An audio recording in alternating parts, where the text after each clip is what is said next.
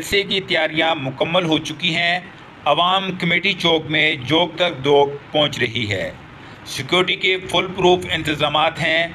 अब से कुछ देर बाद इमरान खान जलसे से खिताब करेंगे। नाज़रीन, आपको हरीपुर से अपडेट कर रहे हैं। पीटीआई पावर शो के लिए हरीपुर में मैदान सजा चुकी है।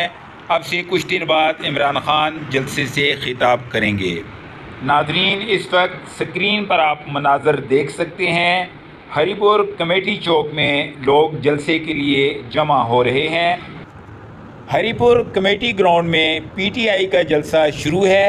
स्टेज सज चुका है। पीटीआई की चेयरमैन इमरान खान की आमद का इंतज़ार है।